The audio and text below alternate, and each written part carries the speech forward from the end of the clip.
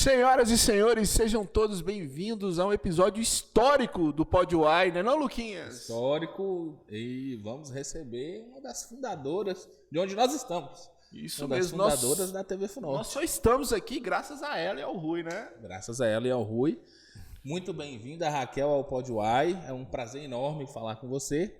Se apresente para quem não te conhece ou para quem te conhece. Eu acho difícil alguém não te conhecer. Seja bem-vinda e sinta-se como se você fosse dona disso aqui tudo, Raquel. Né? Sinta-se assim. Pode ficar à vontade. Bom, a alegria estar aqui no Pod Uai. Demorou. Precisou eu ir para a Globo para chegar até aqui. Viu como é que é difícil? Não adianta nada ter sido fundadora da instituição. Tem toda uma seleção para estar aqui. E hoje eu consegui estar aqui, então estou muito feliz de estar aqui com vocês. Oi. As madrugadas minhas eu passo muito com vocês, sabia? É sério, Raquel? É sério. Chego em casa cansada e assisto sempre TV quando chego. E aí o Rui liga a televisão e faz questão de ligar nos programas da casa. E eu tenho que assistir todos com ele, ainda que eu esteja cochilando. E o Luquinha é filho da Baúde, que trabalha com a gente há muitos anos também. Acho que antes mesmo dele chegar. Inclusive, Raquel, tem uma história de um tapete. Depois, se você puder contar, eu vou te agradecer. Será que a mãe do Luquinha não vai importar? Não, Acho mas que não, não, mas não. acho que não. Ela já veio aqui, contou algumas histórias, faltou a história do tapete. Bom, eu tenho muitas histórias, viu, para contar. Não sei se até se um programa dá, não. Eu vou tentar resumir. Mas é uma alegria estar aqui com vocês, essa turma jovem, que me faz sentir jovem. Eu acho que o segredo da eterna juventude, a gente está em contato com vocês, com a linguagem de vocês, atualizando com vocês. Muita coisa eu não consigo ainda não. Essas coisas mais tecnológicas, né? E às vezes eu peço auxílio aos filhos e eles não têm muita paciência não, sabe? Não. Bom, mas eu acho que hoje aqui no Pod Uai, o compromisso é de falar tudo aquilo que vocês perguntarem, das respostas, né? E pode ter certeza que eu vou ser bem sincera em tudo que eu vou falar aqui. Eu sou de Monte Azul, eu vim de Monte Azul, eu vim estudar aqui em 2001, no Indil, né? Me formei no Indil. E na época, as pessoas, Rui já era muito conhecido, as pessoas falavam assim, Rui ele aparece mais, Raquel trabalha mais nos bastidores. Em que ano que foi que você falou? 2001, eu estudei de 2001 a 2003 no Indil. E aí tinha, Rui de vez em quando ia lá no Indil, raramente nós te víamos. De repente você se tornou uma comunicadora, se tornou política. Como é que foi isso? Você sair daquela coisa mais burocrática para... Olha, ainda bem que você não me conheceu muito lá, viu? Porque nessa época a minha fama lá era de mulher brava. Tinha essa fama mesmo, eu não quis falar. Ninguém ficava nos corredores quando eu chegava, os alunos, os professores entravam na aula no horário certo, eu ficava na portaria cedinho recebendo os alunos. Em 2000, aí a gente mudou, nós começamos lá no Colégio Indil, a Faculdade de Jornalismo, foi a primeira faculdade em Montes Claros, que na verdade a primeira instituição nossa foi em Januária.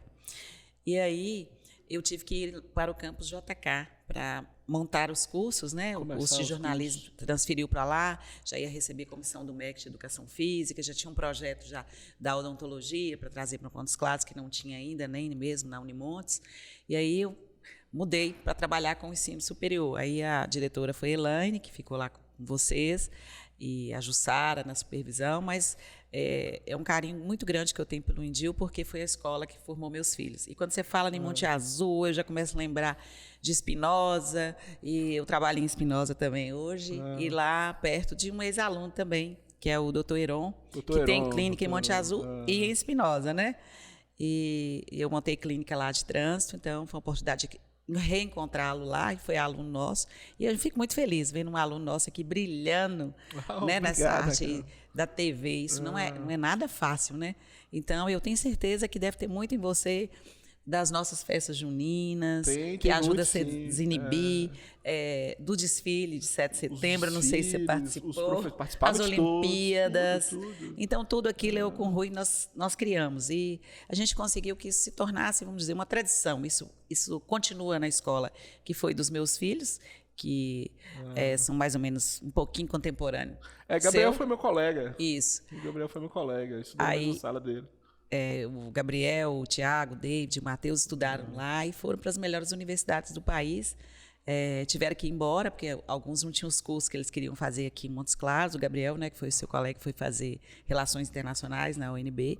E eu fico muito feliz, porque todos vocês são como fossem filhos mesmo. Afinal, eu fico mais tempo, né, no hospital, na escola, passo mais tempo lá em casa, eu vou para dormir, Rui me coloca para assistir vocês. Muito bem, Rui.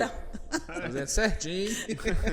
Então eu fico feliz de ver vocês brilhando aqui, que tem essa história de ter passado por nós. As empresas, o Indio, a própria Funorte, elas têm uma cultura assim de valorizar o aluno, o ex-aluno. Quando vocês montaram, vocês já pensaram nisso? Por exemplo, eu saí do Indio, eu fui dar aula na Soebras, dei aula uma época no cursinho. Na verdade, tá assim, aqui também. Tá aqui com a gente. Na verdade, o aluno para nós é o cliente. Então, ele é a principal pessoa, né? Não adianta a gente ter um prédio maravilhoso, professores de excelência, se a gente não tiver aluno, né? Então, a gente sempre tem essa preocupação com o aluno. Mesmo quando eu era muito rigorosa, né, com os alunos, e continuo sendo não só com os alunos, com meus filhos, de exigir, de cumprimento de tarefa, de chegar no horário, de andar com uniforme, mas a gente tem aquela preocupação também deles terem esse aperto, mas terem aquele momento também de lazer. Então, os colegas dos meus filhos iam para minha casa. Encontro aí o Dr. Ramon, foi colega do David, por exemplo, e ele fala assim, nossa, quanta coisa eu aprendi com você, e continuo seguindo isso na minha vida, eu fico feliz, coisas que é fora da escola que ele aprendeu lá em casa, da gente ter uma formação cristã, levar os meninos para a igreja, de ter um momento de almoçar com eles. Eu e o Rui sempre trabalhamos muito, mas a família sempre a gente... naqueles melhores momentos a gente estava ali presente, né? Que podiam ser poucos, mas intensos, muito intensos. Então, a gente tem essa preocupação com o aluno de dar o aperto, mas também dar o aconchego. Aí tem que estudar a semana inteira. Aí no final de semana tinha um sítio do Indio, né? O clube do Indio, levava os alunos maravilhoso, lá. Você já foi lá? Quando ganhava a quadrilha? Quando ganhava. Então, assim, tinha uma competição que podia ser uma competição pelo ensino, né, pelo aprendizado, por classificação numa prova, num simulado, mas também em uma atividade artística, cultural, que premiava os alunos para que eles, ou esportiva, aí eles tinham um momento de ir para o sítio também, lazer, né, aquela turma que... Então, a gente sempre teve essa preocupação. E a gente não desapega dos alunos, né? Em todo discurso meu de formatura, eu falo, olha, não esquece da gente. E é de verdade que eu falo, volta aqui para falar que vocês estão brilhando, onde vocês estão. Claro que eu quero saber do aluno, mas eu acho que o exemplo educa muito. Então, quando eu mostro para um aluno do Indio onde que os alunos que passaram pelo Indio estão, aquilo é uma forma de estimular. E, às vezes, eu dou estímulo até com um aluno que não era muito ordeiro, né? Eu tenho alunos que, às vezes... Dois exemplos. Dois exemplos. Mas esses alunos, em geral, eles dão certo nas artes cênicas, no empreender também, né? Eu tenho alunos fantásticos que não conseguiam ficar sentados na sala de aula, que, às vezes, eu tinha que levar para a minha sala e eles passavam a manhã ou a tarde inteira dentro da minha sala, eu passando atividades. Eles iam para a sala, era um horror, um terror para os professores. Mas eu colocava na minha sala, dava as atividades ali, e não chegava criticando ou dando mais uma punição que ele já tinha recebido de ter saído da sala. Eu falava, não, o pessoal está muito esquentado aí com você, bora ficar aqui comigo aqui é diferente, calma. Tá? Qual a matéria que você gosta? Vamos começar agora a fazer a que você gosta primeiro, entendeu? E conversando com o aluno, e hoje são grandes amigos, e hoje mostram que nem sempre essa educação rígida, né?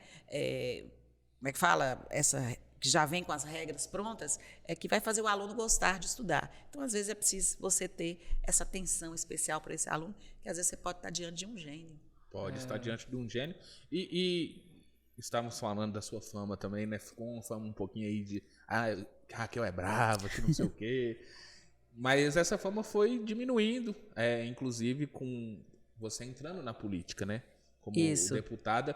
E eu sempre tive muita curiosidade, porque nós vemos na televisão aqueles bate-bocas entre os deputados. Uhum. Isso acontece nos bastidores também, ou é só aquilo ali mesmo? Eu sempre quis saber os bastidores do poder. Do poder. Vocês vão saber hoje. Do poder federal, porque quando é regional, só complementando a pergunta dele, você meio que controla, mas federal você pega uma pessoa do Amazonas, uma pessoa do Rio Grande do Sul... E tem que conviver ali, que o Brasil é enorme, as diferenças e tudo. Eu brinco que essa questão de participar da escola, e de várias temáticas, né, de vários assuntos, me deixou muito à vontade na Câmara. E a questão também de estar num ambiente masculino, porque lá em casa, com os 4 filhos e Rui, só eu, mulher. Então, eu não tive muita dificuldade de me relacionar na Câmara Federal, porque eu tive esse aprendizado antes. Então, e eu nunca fui de carregar muito essa bandeira assim, feminista ou feminina, essas coisas, eu nunca fui. Eu sempre fui muito de respeitar o outro. Então, assim, eu consigo entender a cabeça daquele que é mais aberto, do outro que é mais fechado, e respeitar essas diferenças e chamar para o trabalho. E aí eu era muito respeitada por isso, porque eu gosto muito de trabalhar. Então, ainda que eles não gostassem das minhas ideias, eles falavam assim: nós te respeitamos, vamos assinar o seu projeto, te dar o apoiamento, vai ser discutido no plenário se vai ganhar ou não, mas para o seu projeto andar, nós assinamos, porque você trabalha. E você, quando a gente chama para uma atividade, você vai. Então, eu acho que eu aprendi isso muito na escola. E aí eu conseguia conversar com eles vários assuntos, porque eu já vinha também da FUNORTE, né, de uma universidade, onde a gente discutia várias temáticas também. Isso facilitou. Quando você vai para a Câmara e você domina só uma área, aí você fica muito bem nessa área também. Você pode se especializar. Era uma preocupação do Rui, quando eu estava lá, que eu trabalhava em várias temáticas. Não, você tem que pegar uma bandeira. Falou: Rui, eu não consigo, porque eu estou na universidade, então todos os assuntos me interessam. Eu vou trabalhar muito mais, mas eu prefiro assim. Tanto é que eu consegui ter êxito em várias áreas. Mas aí, voltando lá na escola, essa fama de ser rígida, de ser brava, eu cobrava isso muito dos meus filhos e transferia isso para os meus alunos também. Porque eu consegui vencer na vida, vim de uma origem muito humilde, porque eu estudei. Então, eu valorizo sempre muito a educação. E mesmo aqueles que recebem uma herança, para manter essa herança, para fazer progredir, né, o legado, as pessoas têm que ser preparadas, senão perde tudo. Então, eu sempre exigia muito dos meus filhos, mas tinha um momento lazer, tinha um momento de eu aceitar receber os amigos dele. E lá no prédio que eu morei um tempo com sua mãe, com sua avó, Luquinha, aí eu vou contar os segredos. Do tapete. A história do tapete. Aí, lá eu aprendi com os meninos que às vezes a gente cuida, a gente aprende, né, a mulher a cuidar mais da casa, cuidar dos filhos, até por conta da maternidade. Então eu sabia muito respeitar isso. Então quem amamenta é a mulher, então não tem jeito esse aconchego no seio da gente, esse cuidar do filho. Isso é muito nato, então não tem como tirar. Se tem como você aproximar o homem para ele segurar, para ele trocar o bebê. Mas eu amamentei todos os meus filhos, então eles são muito agarrados mesmo comigo, é diferente. Então, eu falo assim, que Deus fez o homem e a mulher e não fez igual. Nós somos diferentes, né? Não há como se exigir que na gestação o homem tenha a mesma licença do tempo da mulher. Claro que é preciso, e as leis foram mudando para adequar isso, que antes não tinha a licença para o pai. Depois passou a ter uma licença super justo. Então, eu acho que não tem essa história de ficar muito no pé da letra, os direitos iguais. Sim, quem sabe um dia a gente consiga isso. Mas não acho que não é a ferro e fogo, que com muita luta, com muita briga, você não chega em ponto nenhum. Então, às vezes, para conseguir uma vitória, eu chegava para meus colegas deputados e falava assim: olha, na minha casa são 5 homens. Então, se eu vou subir uma escada para pegar uma coisa no guarda-roupa, eu seguro a escada fortemente e peço um deles para subir. Porque se eu subir e cair, é um prejuízo, porque eu sou muito importante lá em casa, entendeu? E ainda trabalho fora. Então, é melhor que um deles suba. Eu, claro, sua mãe, sua esposa, eu vou segurar fortemente para que eles possam... Mas eu não vou correr esse risco, entendeu? Então, eu sempre soube muito conviver com essas questões das regras, de respeitar muito o outro. E acho que isso eu aprendi mesmo em casa. E a questão do tapete, você estava falando, é porque... lá no prédio que eu morava, e a gente convivia muito com outras crianças no prédio, e eu morava no primeiro andar, meu apartamento ficava sempre aberto. E as crianças dos outros andares subiam e entravam lá em casa e eu recebia. E aí, um dia, uma criança, eram 3 irmãos que brincavam com os meus filhos, chegaram lá em casa e eu estava no dia da faxina dos meninos. Faxina era cortar a unha, né? Olhar como que estava o cabelo, se lavava para cortar, e esse dia era o dia de cortar a unha. E aí eu cortei a unha dos meus meninos, e olha, tanto, gente, que 4, né? 40 dedinhos. É muita unha. E ainda tinha mais 3, né? Vizinhos. E eu cortei a unha dos outros 3 todos. Aí passou, no outro dia, vem a menininha com um cartãozinho bonitinho. Olha, tia, minha mãe me mandou para você. Eu falei, ixi, deu zebra. A mãe achou ruim que eu fui cortar, que eu vi a unha suja, que eu vi, achou ruim que ninguém tem que ficar cuidando do filho. Falei, tá bom. Peguei o cartão, fui lá para dentro do quarto, fechei a porta, acho que eu fui para dentro do banheiro. Abri o cartão. Aí ela, obrigada por ter cuidado dos meus filhos. Aí ela, sabe, fiquei assim até emocionada. Eu falei, menos mal. Obrigada por ter cuidado dos meus filhos. Então, se eles estavam lá em casa e era hora de ir para a missa, todo mundo vai para a missa. Até os coleguinhas que estão aqui. E a gente vai, e depois nós vamos tomar sorvete. Entendeu? Então, era sempre uma atividade. E aí, daí a pouco, eles iam se acostumando. Você ia para a missa, eu ia no carro, do lado de Rui, ia fazendo a leitura do Evangelho, da leitura do dia, para quando eles chegassem na igreja, já estava assim... Já preparado, já sabendo, sabe? E era isso que eu fazia também na escola. Meus meninos sempre eles andavam com a lição da frente.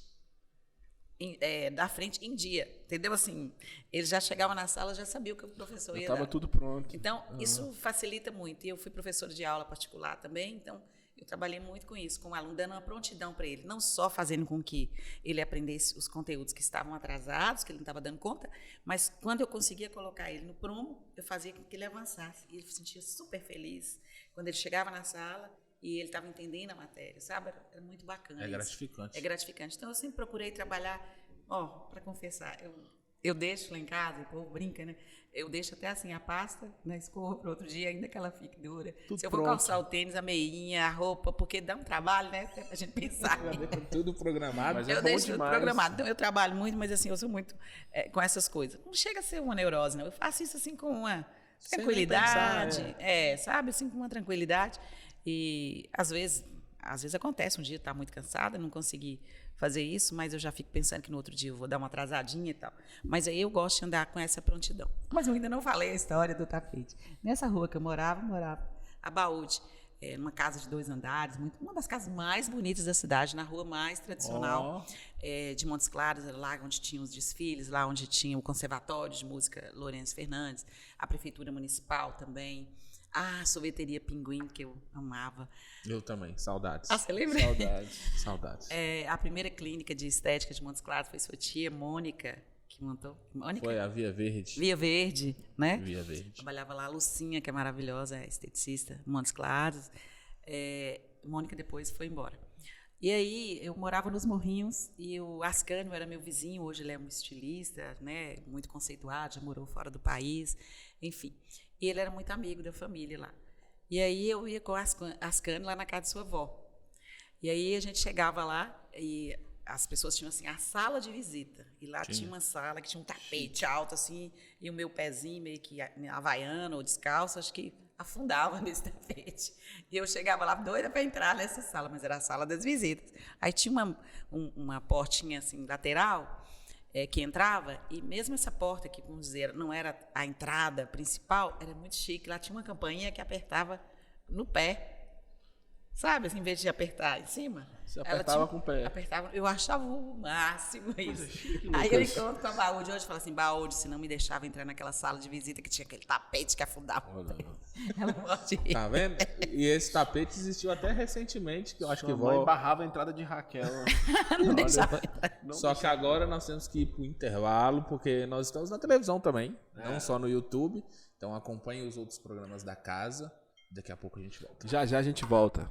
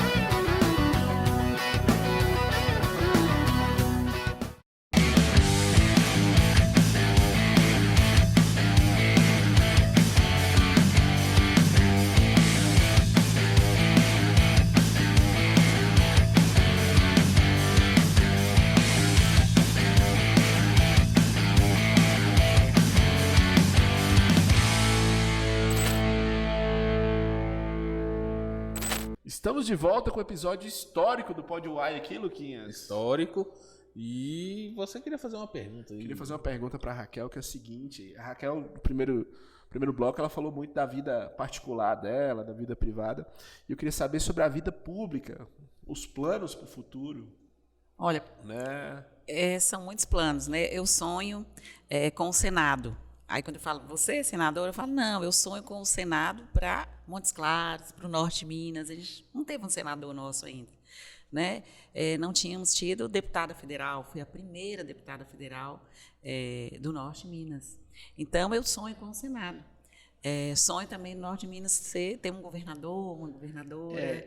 Então, eu tenho esse sonho. Pode ser, eu posso realizar esse sonho? Sim, porque esses cargos, em geral, eles são construídos. Não basta eu quero ser governador, eu quero ser senadora, são construídos. É diferente de vereador, de deputado, né? Então, tem que construir. Então, eu sonho que a gente possa ter alguém do Senado. Veja bem, o Aécio, né, era a grande liderança, aí o Anastasia substituiu ele, foi depois senador, depois o Anastasia saiu, entrou o Alexandre Silveira no lugar dele, que era suplente, que a gente jamais imaginava que o Alexandre ia ocupar o Senado. Aí ele ocupou quando o Anastasia saiu, que ele era o suplente. E hoje o Alexandre é ministro. Então, será que um dia a gente também não pode... Eu penso assim, mais humilde. Será que eu não posso pensar em ser uma suplente de senadora, fazer uma construção? Né? Ou eu não posso também pensar grande, ter uma senadora e a primeira senadora e ainda por cima mulher? Acho que a gente tem que pensar nisso, nós temos que ter essa coragem. E, às vezes, os homens que me antecederam não tiveram essa coragem. Já tivemos grandes líderes aqui que conseguiram ser deputado, prefeito, né? E podiam ter chegado ao Senado, ao governo de Minas, e nem ao menos candidato. Mas você gostou dessa época sua na Câmara? Gostei. Foi um período que fala curto, mas eu trabalhei tanto que parece que eu trabalhei mais até do que o mandato que eu fiquei. Quando eu fui para lá, foi um desafio. Primeiro, eu nunca tinha ocupado cargo político. Rui já tinha sido vereador, começou toda a carreira desde o início, né? Lá, vereador, foi deputado estadual, foi deputado federal, foi prefeito, né?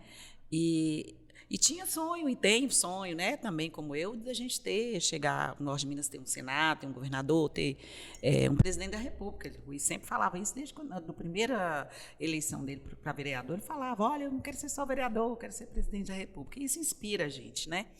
Então, eu também gostaria de participar. E o Rui, como assim, eu tenho a maternidade, eu estudei, fiz 2 cursos superiores, fiz pedagogia, fiz medicina, eu fiz aqui em Montes Claros a minha formação, aí depois fiz as especializações, médica de trânsito, geriatria, agora eu já estou fazendo aí mais um novo desafio, fazendo oftalmologia, enfim. Então, eu tive que fazer tudo aqui, porque trabalhava, estudava, tinha minha família aqui, então tive que fazer tudo aqui. Mas eu via Rui participando da política, queria muito participar. E eu participo da política antes mesmo de Rui. Pasme, vou contar aqui para vocês hoje.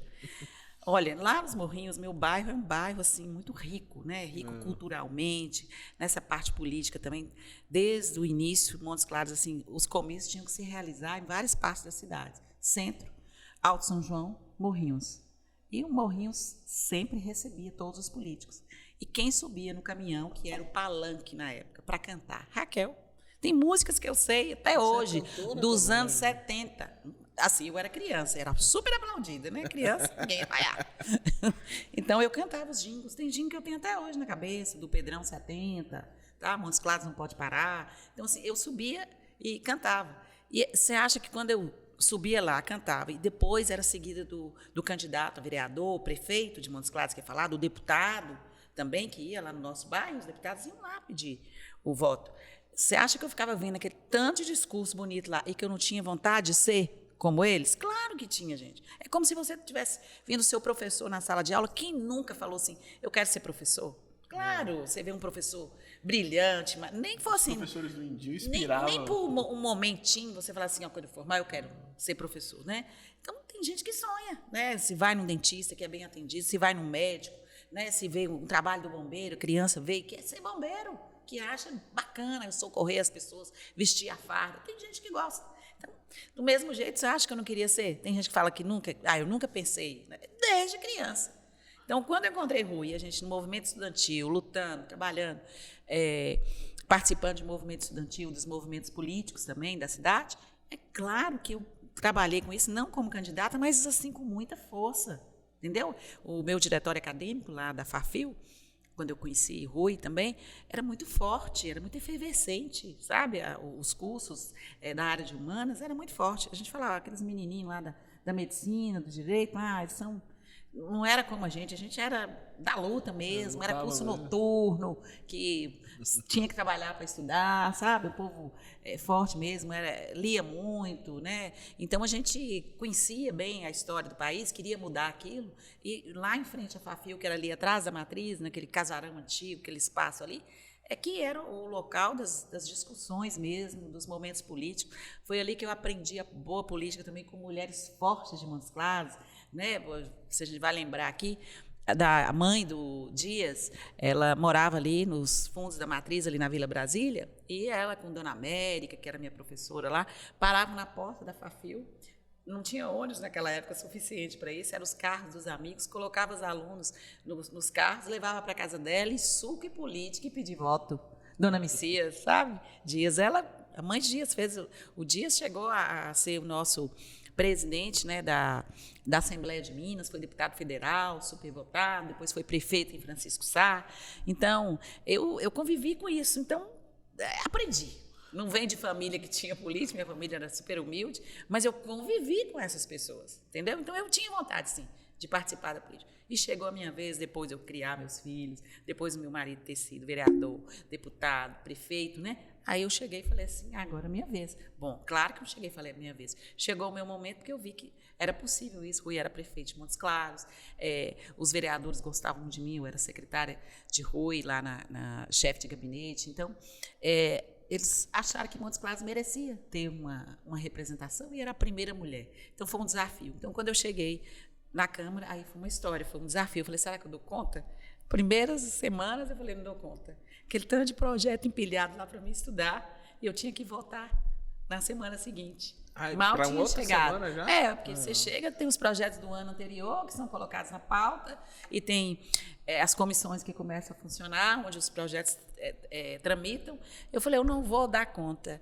Aí fui aproximando de outras colegas que tinham acabado de chegar, elas estavam com essa mesma impressão, e aproximei de quem já estava lá mais tempo. Não, fica tranquila.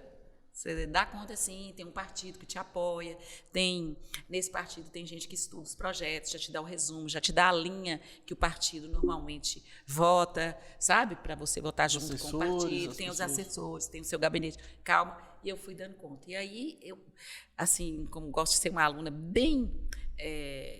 como é que fala? Bem assídua e gosto de cumprir tudo, eu comecei a fazer tudo que os outros parlamentares faziam, entrar com os projetos também, já comecei a entrar. E aí eu chegava aqui, às vezes no Norte de Minas, pensava assim, você vai demorar, só no outro mandato você vai conseguir fazer esse projeto. Eu falei, não, eu vou conseguir no meu mandato. E consegui. E tudo que eu fazia em Brasília, eu trazia para Montes Claros. CPI dos animais. Eu trouxe a CPI aqui na Câmara Municipal para a gente discutir, era uma pauta muito forte, ainda, né? E estava mudando a legislação com relação à proteção dos animais. E aí eu trouxe para cá uma audiência da CPI dos animais, foi fantástico. Eu fiz uma viagem também para o Pará, quando 5.000 bois naufragaram lá, e eu estava nessa viagem, era a única mulher dessa CPI. Aí teve um outro momento de viagens para visitar os presídios no Brasil. As mulheres geralmente não gostam de CPI, de pauta assim, meio policialesca, né? E aí os meus colegas me deixavam muito confortáveis. Como eu trabalhava muito, aí às vezes eu escutava assim nos corredores ou no meu gabinete um pedido deles. Raquelzinha, quando eu via falar Raquelzinha, eu falei, lá vem bomba. Aí o que é que vocês querem com Raquelzinha? Raquelzinha é porque os presídios todos, o povo está pondo fogo no Brasil inteiro, estão exigindo uma resposta para mudar a legislação, para ver o que está acontecendo, se as verbas estão chegando, se estão aplicando. E a gente precisa ver a situação. E não tem nenhuma mulher para ir com a gente. Tem os presídios femininos. Quem vai é você. Como que eu ia deixar de ir? Então, eu ia com eles nessa pauta, e quando eu precisava de uma pauta que era mais feminina, que era aumentar o número de cadeiras para as mulheres, eu falava, olha, eu sei que vocês não concordam, que vocês querem garantir isso, que isso é histórico. Eu não brigava com eles, nunca. Eu fazia o convencimento. Sempre negociando. Eu falava assim, olha, quando você pergunta como é que é essa coisa da negociação, de brigar, né? Então, eu falava assim, olha, eu não quero essas vagas determinadas a vida inteira, não. Dá só um pouquinho para a gente, nós vamos conseguir mostrar nessas vagas, ter força, e daqui a pouco é vocês que vão pedir as vagas para vocês. Porque se der um espaço para a gente ocupa direito. Aí eu chegava e não chegava e pedia o radicalismo, 50% para homens, 50%. Não era assim, entendeu? Aí a gente chegava, negociava, vamos pedir 30%, depois a gente pode rever isso lá na frente, quando o projeto estiver formulado e que puder alterar, vocês alteram. Vamos fazer um apoiamento para apresentar. Porque lá, para você apresentar um projeto seu, você precisa de tantas assinaturas para ter o apoiamento. Então, em geral, eu consegui. Todos os meus projetos, nunca tive dificuldade de conseguir apoiamento dos meus colegas, quer sejam homens ou mulheres, porque eu sempre tinha crédito com eles, porque rodava esse país nas pautas que eles precisavam. Pauta lá, tinha lá a bancada da bala. As mulheres nem queriam ouvir falar isso. Gente, é bancada da segurança. Bancada da bala é que o país colocou esse apelido. Vão lá participar, ver o que é. Entendeu? Chegava lá, estava discutindo questões da segurança pública. Que bom que tivesse uma mulher naquela pauta. Não vou porque é esse pessoal aí da bancada. Não, a comissão de segurança. Vão participar, né? E, então, eu consegui transitar em muitas comissões, consegui produzir projetos meus. CPI dos animais eu fui membro, aí eu criei a CPI do DPVAT. Então, que legado que eu deixei para o Brasil do DPVAT, para vocês todos que têm carro, que estão me ouvindo, que têm moto. Um momento, deixou até de cobrar. Foi reduzindo, até deixou. Foi graças à CPI do DPVAT, que eu tive coragem de enfrentar as grandes seguradoras. Por que eu fui fazer isso? Eu sou médica do trânsito. Eu entendia todo o processo disso. Eu era médica, tinha trabalhado em pronto-socorro, sabia também daqueles problemas, daqueles que ficavam na porta do pronto-socorro para pegar das fraudes. Né? Então, eu conhecia aquilo. Por que eu ia me recusar a participar daquilo? Resultado da CPI, que eu fui autora, que meus colegas me deram apoiamento, e nós chegamos até o fim dessa CPI com esclarecimento que tinha recurso, que não estava sendo aplicado na educação, através dos programas de TV, para a segurança do trânsito, que tinha recurso para isso, que era do recolhimento do DPVAT, que tinha recurso lá acumulado, que não precisava mais cobrar, tinha muito, era que gastar. Então, eu tive a coragem de fazer isso. Duvido que você consegue fazer uma emenda constitucional. Por quê? Porque só 4 parlamentares até hoje, na Câmara e no Senado, fizeram. Eu falei, eu vou ser a 5ª. Não, duvido que você consegue. Num único mandato? Tá. Qual a pauta de educação importante? Fundeb. Fundeb vai extinguir em 2020. Eu entrei em 2015 na Câmara. Você não vai conseguir isso. Eu falei, não, vou tentar. Né? Corri com esse projeto. Quando o projeto estava pronto para votar, teve um deputado que estava lá, 5 mandatos, na Comissão de Educação, falou comigo, como você conseguiu isso, Raquel? Eu estou aqui tanto tempo, não tive essa ideia de fazer. Falei, porque eu cheguei aqui, vi que o Fundeb ia vencer em 2020, que ia demorar um pouco, mas até tramitar, era o tempo que eu tinha que fazer o projeto.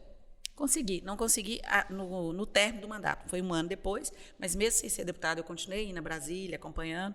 A relatora foi a professora Dorinha, que era minha colega de bancada, da bancada feminina. Ela deu continuidade, fui acompanhando lá também. O projeto foi para o Senado, acompanhei até hoje, o quê? Na história lá, eu sou a 5ª parlamentar entre senadores e deputados que fez uma emenda constitucional pesada na educação, garantindo o recurso para a educação básica, mais do que isso, ampliando também o valor do recurso. E de uma maneira que eu aprendi lá na Câmara, a gente queria um aumento de uma vez. Quando eu vi que não ia conseguir, a gente escalonou esse aumento para anual. Então é isso, a gente aprende a negociar lá. Às vezes com muita discussão, igual vocês falaram, com muita briga, às vezes até uns termos inadequados que usam, mas depois pacifica. Às vezes você vê uma briga muito intensa e quando você vê nos bastidores, pois é, né, cara, hoje falei daquele jeito lá, mas foi mal. Mas às vezes tem briga mesmo. Imagina, aí que eu volto lá na sala de aula, uma sala de aula com 50 alunos bonitinho, não tem uns atentados. Tem. Na Câmara, nós éramos como se eram 510, né? Então, 500, são 10 salas de 50 alunos, não é isso? Imagina. Quantos alunos atentados, quantos deputados não tem ali? Mas e quando vai além disso, Raquel, além só da discussão, porque a discussão é saudável, a oratória é saudável, mas igual você estava falando que enfrentou a máfia do DPVAT, máfia entre aspas, eu estou usando essa palavra, quando o ônus da política, né? Tem um bônus e o ônus, que é a perseguição. Olha, a Câmara é um espaço. Não aceitam. A Câmara é um espaço muito completo. Você tem a polícia parlamentar lá dentro. Então, às vezes, quando a gente se sente que está sendo perseguido, você aciona, vai no presidente e pede que você tenha uma escolta para ir para o seu estado. Às vezes, você está discutindo uma pauta que é polêmica, né? Por exemplo, a reforma trabalhista, entendeu? Algumas reformas que mexem com as pessoas e a pessoa se sente intimidada, ela pode pedir isso. Quando ela vai para o estado dela, vai uma segurança. São jogos de interesse. Às vezes é necessário isso. Às vezes você corre risco mesmo. Né? Fora da Câmara também, você está mexendo com o interesse de uma pessoa em outro estado, até aqui na região. Né? A pessoa ameaça, tem casos isso mesmo. de Você tem que ter coragem, né? Por isso você não vai parar de trabalhar. Assim, principalmente se você está fazendo certo, né? Podem até te perseguir, podem tentar até te incriminar, mas se você não tem nenhum envolvimento, tudo depois se esclarece. Se você tem uma ideia e quer defender essa ideia. E isso é importante você passar falar, Raquel, o que você fez na Câmara, porque muita gente, eu acho que na cidade de Montes Claros não sabe disso. Dessa questão do Fundeb, dessas participações da CPI dos animais. Muita gente não sabe que é você que iniciou e até finalizou isso, né? E o seu mandato também foi numa época o povo estava meio inflado. Do impeachment, né? Então, eu sofri muito isso, assim, agressões verbais por onde eu andava, com relação à minha posição, sabe? Mas não só isso, mas... Mas, assim, eu vim do morro, eu sou destemida, preparada, sabe? Maravilhosa. Ando na rua, sem medo, sabe? E por falar as pessoas disso me conhecem. Do morro, recentemente você foi à festeira, né? A festeira lá na festa do Divino, como é que foi? Na Luz de Caboclinhos. Isso que eu queria saber também, que seus projetos, as comissões que você participou, a maioria delas que eu li, né? São relacionadas com o que eu trabalho. Você trabalha, muita coisa da cultura também, que eu acho então, lá no Morrinhos é muito forte a questão dos catopês, Montes Claros no geral. Em um único mandato, eles falam também assim, e eu quebrei paradigmas. Você nunca vai ser presidente de uma comissão, né? A Câmara Federal no primeiro mandato. Eu talvez não fui presidente da CCJ, que é, vamos dizer, a principal comissão da Câmara, Comissão de Constituição e Justiça. Mas eu fiz vários projetos e todos eles passaram por essa comissão para ser aprovado. Mas não consegui chegar à presidência de uma comissão, isso é um tabu. Eu fui presidente da Comissão de Cultura do Brasil. No primeiro mandato. Por que você foi? Olha um bairro que eu nasci, gente. Nos Morrinhos, um bairro extremamente cultural. Né? É o bairro que faz Montes Claros ser conhecido. A maior festa nossa é as festas de agosto. Então, assim, eu nasci ali, eu conheço aquela história, eu vivi ali. Então, eu, além de ter esse preparo, desde criança, desde que eu nasci, e acompanhando as festas de agosto, eu também sou uma pessoa que gosto de ler, né, de acompanhar os movimentos culturais. Eu fui muito bem preparada nas escolas que eu estudei aqui, inclusive escolas públicas por onde eu passei. Então, eu consegui chegar na comissão de cultura no primeiro mandato. Então, ainda que trabalhasse com tantos outros projetos, eu ainda tinha tempo para me dedicar a ser presidente de uma comissão. Então, todos os projetos culturais durante o momento que eu era presidente da comissão de cultura passaram por mim. Então, quantas celebridades eu não recebi ali na comissão de cultura para debater assuntos ligados às artes, né, às artes cênicas, enfim, a movimentos culturais, né? Discutimos sobre cinema, enfim, isso para mim é uma delícia, quer dizer, é um trabalho gostoso, maravilhoso, né? E eu consegui levar minha terra lá também, que em nenhum momento, gente, tem gente que faz verão para o mundo. Eu posso falar que eu fiz para o Brasil, alguns modelos, graças a Deus deixei também de modelo para o mundo, mas eu não esqueci da minha terra. Então, eu era presidente da Comissão de Cultura, o Banzé, na época estava completando 50 anos, eu levei para apresentar no plenário da Câmara. Eu levei várias personalidades aqui de Montes Claros também para se apresentar lá na Câmara, na Comissão de Cultura e também no plenário. Nós fizemos uma festa de Minas Gerais lá também. Eu levei vários movimentos do estado inteiro, mas Montes Claros, Norte de Minas, tinha mais, é minha Salinas, terra. a capital da cachaça também. Então, eu consegui fazer a aprovação de uma bebida que, quando se fala do Brasil, qual que é a bebida do Brasil? Cachaça. É o quê? É vinho? É o quê? Cachaça. É cachaça. Então, eu consegui... Já era Salinas, a capital nacional da cachaça, mas não tinha o título. Eu fiz o projeto, ninguém tira, isso foi votado. Câmara e Senado, que o povo falava, deu título. Foi eu que dei sozinha, não. Eu fui a autora. Podia ter sido vários deputados antes de mim que já foram votados em Salinas e não fizeram isso. Eu fiz o projeto em um único mandato e Salinas hoje é reconhecida capital nacional da cachaça, projeto da deputada Raquel Muniz. Raquel, você falou sobre o Senado, sobre o governo de Minas Gerais, a força do norte de Minas. Não está na hora de Montes Claros ser uma prefeita, não? Bom, nosso líder é o Rui, né?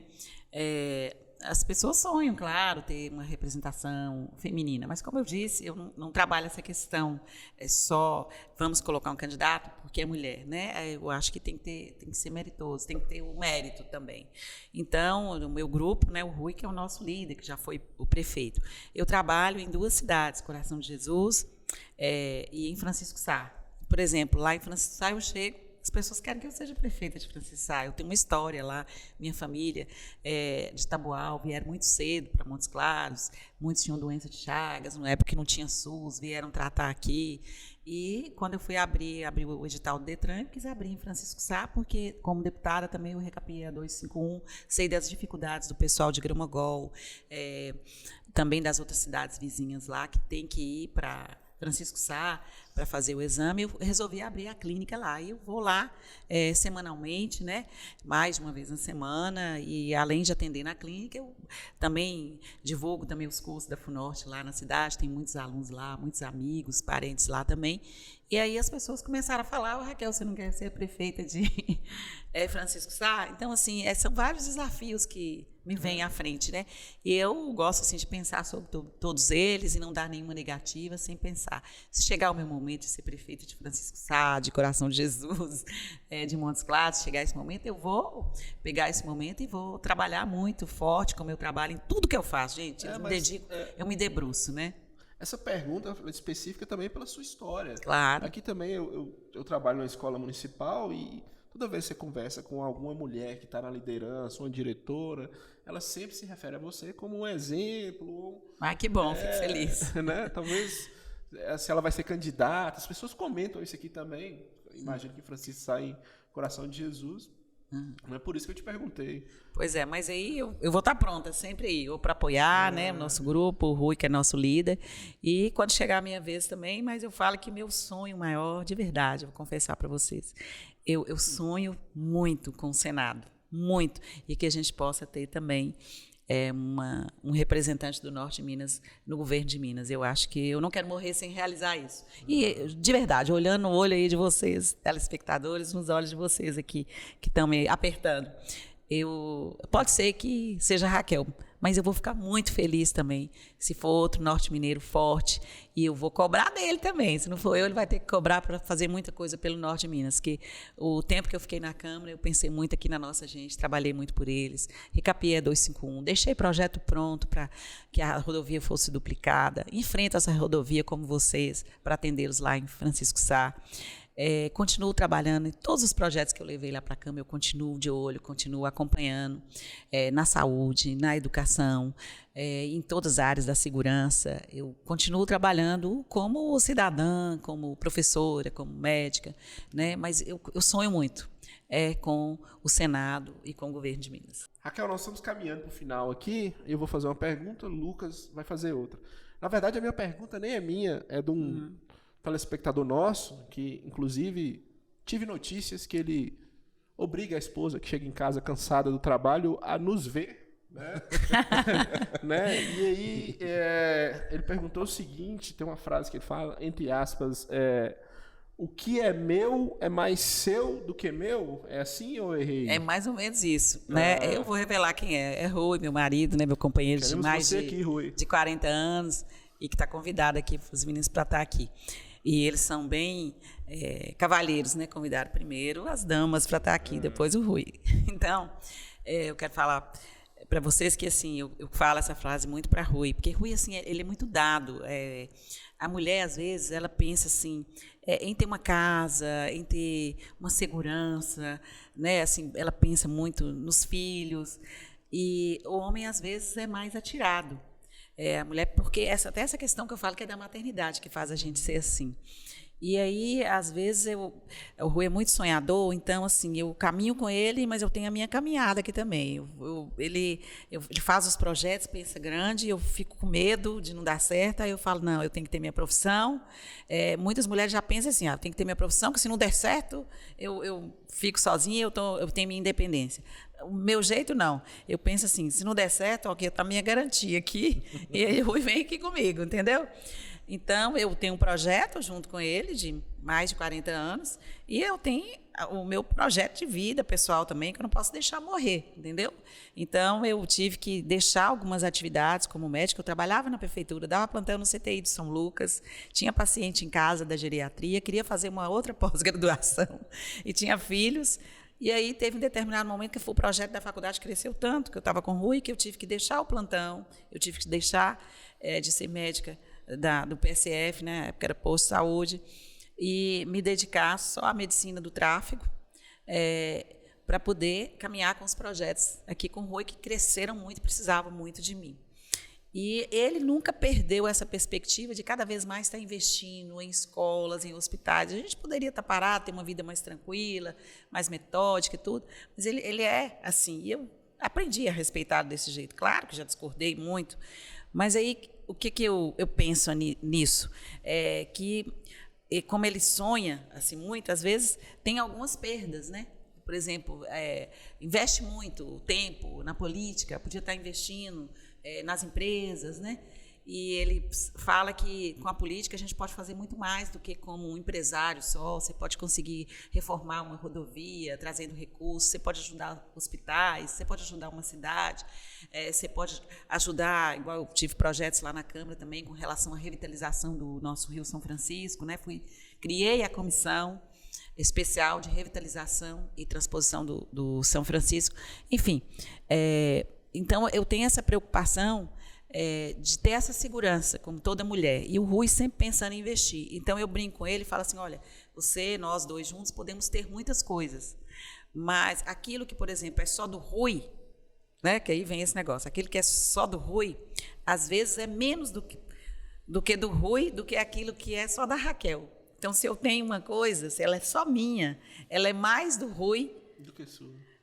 Do que aquilo, não, do que o que é dele, que é só dele. Porque o que é dele, ele vai sempre investir, pode perder. E o que é meu, que está seguro, será sempre dele. Então, a frase é essa, assim, para vocês refletirem. Aquilo que é meu, que é da Raquel, aquilo que é meu, é mais do Rui do que aquilo que é só do Rui. Porque aquilo que é só do Rui pode investir, ele pode dar. Agora, aquilo que eu destino, que é meu, não é só meu, é dele também. É meio romântico, né? Mas é verdade. E ele fala muito isso. Eu te acompanho nas redes sociais, no Instagram, você posta algumas coisas do seu dia a dia. Uhum. O que você não posta?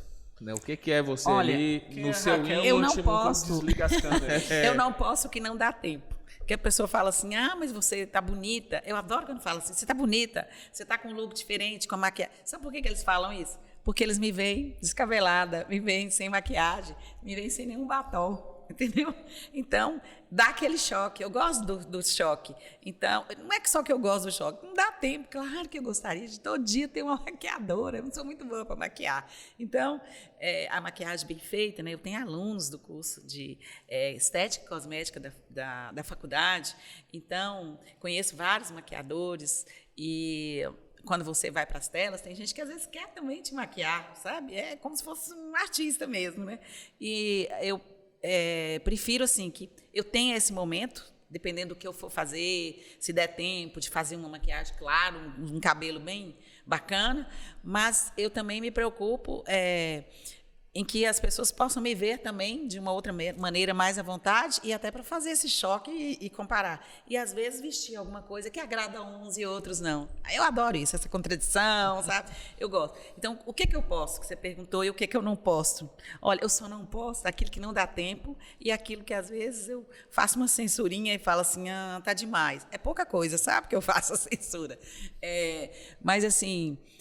em geral, eu gosto de ser bem natural. Natural, até quando eu estou arrumada, eu chego ali e faço uma pose assim, bem natural, para mostrar que Porque eu me achei que eu tô bonita. Tem dia que a gente acha que tá bonita. Então, eu pegasse meu dia de hoje, por exemplo. Eu levantei bem cedo, tinha que atender pacientes lá no Mário Ribeiro, tinha uma entrevista com a InterTV, tinha aqui com vocês à tarde, tem que ir lá na Fênix também, tem um outro programa lá, tenho que receber um pessoal em casa hoje com o Rui, então uma agenda bem cheia. Corrida. Que é sempre assim, que tem dia que também é permeado por viagem para outras cidades, voltar. Então, assim, eu não posto o que eu não dou conta de postar. Se eu pudesse, eu já teria postado. A minha estada de manhã no hospital, que foi super rica, atender pacientes que vieram de fora, foi muito bacana estar lá hoje no hospital, conversar com os funcionários, comentar sobre ontem, que os 10 anos do Mário Ribeiro, o evento que teve na Câmara, que foi sensacional, foi super prestigiado. O reconhecimento, então, as fotos de ontem eu ainda estou postando, então tem hora que fica até um pouco atrasado, sabe? Assim, eu produzo muito. A minha dificuldade, às vezes, assim, é selecionar para não ficar cansativo, porque vocês se entendem mais do que eu aprendi muito com os jovens, que a gente também é como se fosse uma novelinha, você não pode ficar, você está aqui em um assunto, daqui a pouco você põe um trem assim, bem fora de propósito, né? Então, não pode demorar, um vídeo não pode passar de 1 minuto, não é assim? Então, a minha dificuldade, às vezes, eu preciso ter uma ajuda, principalmente a turma mais jovem, é para condensar isso, levar a mensagem. Mas minha vontade era de fazer... É Big Brother que fala? Mostrar 24 horas. 24 horas, mostrar tudo. Eu tenho essa coragem. Vão até hoje, vocês estão me fazendo pensar aqui no desafio, que um dia que eu consiga mostrar as 24 horas, até eu dormindo, levantando. Um delas especial. Mostrando assim, para valer. Isso eu tenho coragem de fazer, sabe? Então, como eu não consigo passar isso para a rede ainda, porque eu trabalho, mas não fico só fazendo produção para colocar, não. Eu trabalho e quero mostrar esse trabalho. Eu me divirto, quero mostrar a diversão. Eu vou ao mercado e quero mostrar que eu fui ao mercado. Eu gosto disso, sabe? Porque, de alguma maneira, quando vocês falam comigo assim, eu converso com as professoras lá na escola que eu trabalho e elas falam que você é inspiração. Então, se eu sou inspiração, se é pelo trabalho, pelas pautas que eu trabalho, então eu tenho que inspirar outras mulheres. Mas eu prefiro que seja de maneira natural, igual hoje aqui, eu cheguei aqui e falei, vocês vão me apertar, vocês vão me deixar na vontade, e eu também falo, se for ao vivo, se não for, eu falo que eu tenho vontade, que eu não tiver, eu falo também que eu não vou falar. Mas, em geral, eu consigo responder tudo, acho que se ficou alguma coisa, dá tempo ainda de vocês me apertarem. Não ficou nada, não, e se ficou faltou também, coisa, na verdade, faltou coisa pra gente conversar nos próximos programas, já eu deixa acho o convite. Vamos fazer mais convites, nós percebemos que não tem nenhuma entrevista você e Rui juntos. Pode ser isso mesmo. Podemos lançar esse desafio aí. Rui e Raquel juntos, já fica o convite para ninguém recusar, né? Já fica no ar aí para ninguém recusar. Muito obrigado pela sua presença. Raquel, parabéns, continue com esse programa que faz meu marido, que vocês não falaram aí, me assistir à noite, olhando todos os detalhes, desde essa penumbra aqui, que é diferente de outros programas. Esse microfone chiquérrimo, fico com medo até de pegar de ouro. É o do Raul Gil. Obrigada, gente. Foi excelente. Muito obrigado. Quem não conhece a Raquel no Instagram, né?